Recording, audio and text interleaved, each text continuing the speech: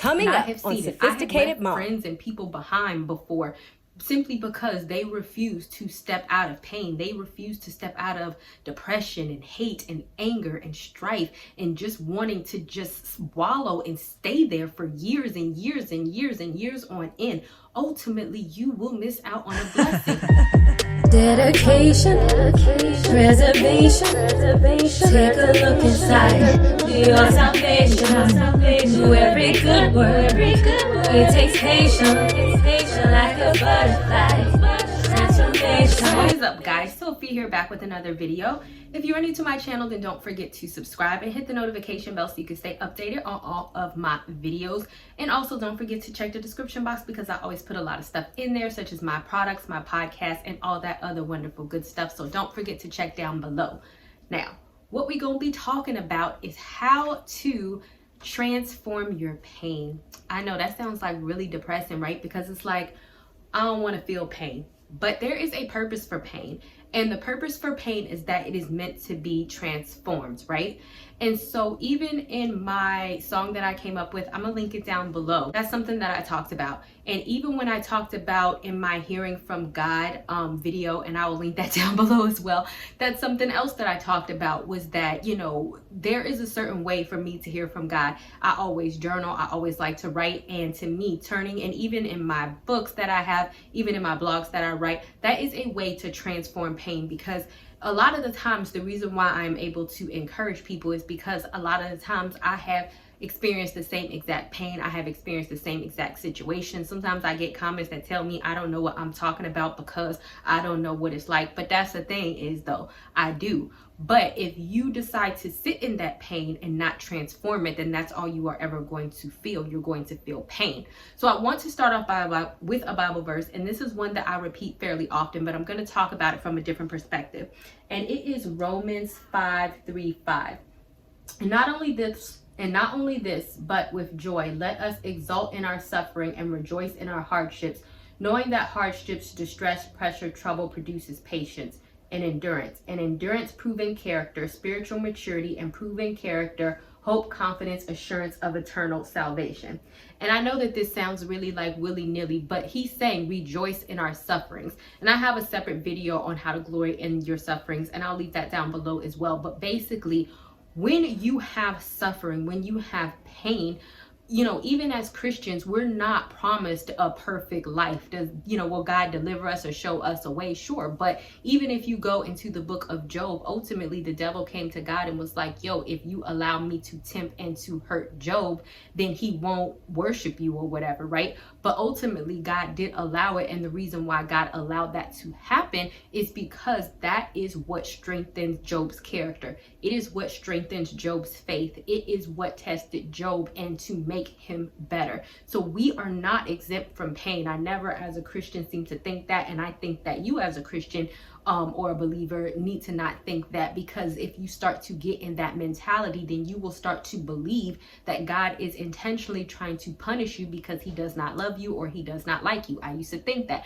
God, why am I suffering? If it is within your ability to stop this, to stop that, to not do this, to have this person not do this to me, I didn't do anything. If it's in your ability to stop all of this, why do you keep allowing it to happen? And then you start putting an unrealistic viewpoint on God, thinking that he is the source of your suffering, when really, yes, he knows about your suffering. Yes, he may even allow it, but it is to make you transform your pain into something else. So let's get in exact ways in which that is. It is to make you stronger. Think about the last time that you ever went through something and you were able to overcome, right? Or scratch that, because maybe y'all might not be overcoming, or maybe y'all are watching the video because you haven't. But specifically, even in my single mom's book, and even in my when I was suffering as a single mom, because I had lost my job and the girl was broke, and that was like a few days before I closed on my house. It was bad, right?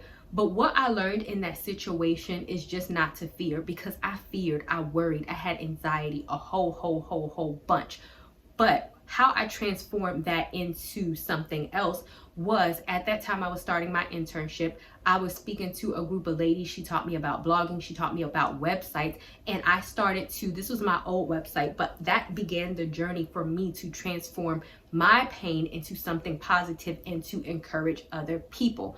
The fact that I was broke, suffering, and lost my job in that particular moment, of course it was pain. Did nobody want to go through that? And it was for such a long time, but I was able to transform it into a purpose and a plan and a business, ultimately what I'm doing today. So when you think about the source of your pain, don't think about it as like, why, God, are you putting me through this? I'm a good person and I don't deserve this. Think about it. How can I transform this into a way that helps me? What are you trying to tell me? What are you trying to push me towards? What are you trying to get me to do? Because ultimately, if he is allowing it, there is some hidden reason, as we read in the Bible verse, as to why that is, right? So the first thing that you can do is that I always recommend is how to transform pain is to write. And the reason why I recommend that is because it's like when you write out something, first of all, it will kind of automatically make you feel better. Second of all, as I spoke about in a previous video on how to hear from God, I started journaling when I was like 14. And that's when I started to realize that writing was a very quick way to hear from God. Oftentimes I would write and then I would be like, God, what do you got to say about this situation? And then you just start writing, because sometimes we can't hear from God very clearly when we're in that state. And sometimes that is when God is just putting, is just telling you things through words. Because what is the Bible? The Bible is a written word of God that he spoke through people. So oftentimes, if you are experiencing pain and you write out whatever it is that you're going through and you say, God, what you got to say about this situation, and you just write and not even think about what you're writing, oftentimes God will give you the solution. God will give you the answer. God will tell you which direction to go in. But that is a source of transforming the pain, because you're not just allowing yourself to wallow in the pain, but you're allowing yourself to try to get a solution to the pain. And even so, if you write, then I have journals that I go back to from a year ago, 2 years ago, 3 years ago, 5 years ago, 10 years ago, and you read what a state that you were in. And if you read, even if you have responses to God, or even if you don't, you will start to see how you are transformed as an individual. And I always feel like writing or journaling, or even if you write poetry, that's something that I do. I even like to write music, and even I have just started putting it out just because it's a way to transform pain. It's not like I'm trying to do the most, but really it's like, you know what, I've always written music as a way to encourage myself whenever I'm feeling like that, because it's like I'm transforming what I'm going through some creative type of thing. So if you ever hear my music, a lot of the times it might sound depressing, but really that is because of something that I went through during that time. And I would write the song and literally I would record it or I would play it to myself, and that was a way for me to transform pain. Then when it was just like on my computer, I was like, you know what, why don't I just share this? Why not? It's not doing anything. And then even that's a way to encourage somebody else. It could be one person, it could be two person, it could be anything, but it's like seeing your pain transform into a creative form of action, and then placed into a place in which you are either encouraging somebody or either you're seeing your pain transform. That can be something good. And I know, for example, I think it's Ariana Grande, where she gave this thing where she was talking about how she wrote her music and she wrote about her exes and all this other type of stuff. That is a transformative process in which you are transferring your pain from one avenue to the next. And now it is your pain that is making her money in her case, or it is able to help somebody else or able to get inspiration. It may not be music for you. It could be a book. It could be a podcast. It could be a YouTube channel. It could be starting a business. It could be, volunteering, charity. It could be, I went through an unplanned pregnancy and now I want to volunteer at an unplanned pregnancy thing to share my story with somebody else. That is a way that you can transform your pain, so that you're just not sitting in there, but you are transferring that encouragement and the emotions that you felt in regards to that pain to somebody else. Not in the sense that, oh girl, I'm at where you're at and now you just want to die and give up, I'm with you. No, but if you're able to transform it and to become positive and offer some type of encouragement, or transform it into a way that helps somebody else, then I feel like that's a job well done, right? Because I feel like that is the source for most of our pain, is for us to do something with it. And if you can find something outside of yourself and be able to transfer your pain onto other people, not in the source that I'm giving you my pain, but I'm giving you the lessons that I learned from my pain, I feel like that is when you are really kind of winning, right? So I know that that was a mouthful, but a lesson that I want everybody to learn, because a lot of the times I get some comments and I read them, and I definitely, my heart goes out to them, because some of them are in a place, whether it's on my blog, sometimes on my YouTube channel,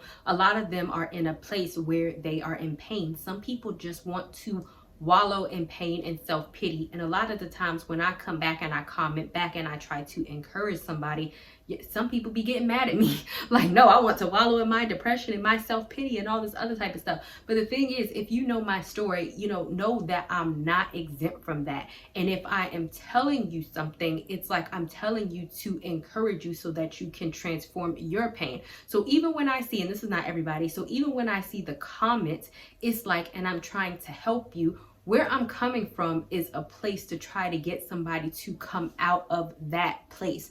Because if you stay, and I have seen it, I have left friends and people behind before, simply because they refuse to step out of pain. They refuse to step out of depression and hate and anger and strife and just wanting to just wallow and stay there for years and years and years and years on end. Ultimately, you will miss out on a blessing. And I said this in my How Complaining Can Help You Miss Your Blessings video, that when you look at the Bible, and when the Israelites came from out of Egypt and they were in the desert, which was their pain, that's what they kept saying, but God told them they were headed to the promised land, all they did was complain, and they simply could not get over the fact that they were in the desert. They were just eating bread, and they were just eating quail, and they was mad, and they wanted fruits and vegetables. I mean, anything that God did from them, part in the Red Sea, everything, they simply complained. And ultimately God was like, you know what, I'm taking the promised land from you because you just can't move past the pain. You can't be grateful, and you can't see what is ahead of you. So that's what I mean by, when it comes to pain, wallowing, staying, and being there is going to hurt you. It's not going to hurt the person that is causing you anger. It's not going to hurt the person that's causing you pain. They don't care. You know, a lot of people think, oh, they're sitting around thinking about how they hurt me or how they did this to me. No, they're probably not. They're simply not going to care.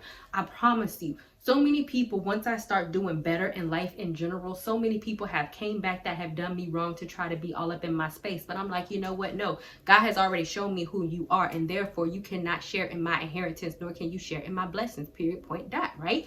But at the end of the day, the best revenge is to get to that place, not to stay in the pain, and not to allow whatever situation, people, things to rob you of what it is that God is trying to do through you, through your pain. Because like we know, it produces character, it produces endurance, and ultimately it produces hope. And you're like, how can I get hope from pain? It's what I just told you. And ultimately that is what you have to find out by learning how to transform the pain that God is allowing to be put upon you into a productive type of way, right? Right. All right, guys, thank you guys so much for watching. And don't forget to stay tuned after the video, because I will put that song after this video and in the description box. And I will see you guys another day, another time. Bye, y'all.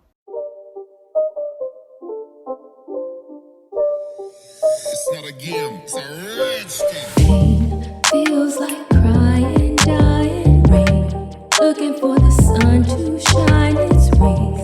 Looking forward to the brighter days. Knowing that nothing remains the same. It's just the ebb and flow of things. Just like the tide is always changing. Sometimes we're up, sometimes we're down. Sometimes we're in the middle. For I have learned to be content here.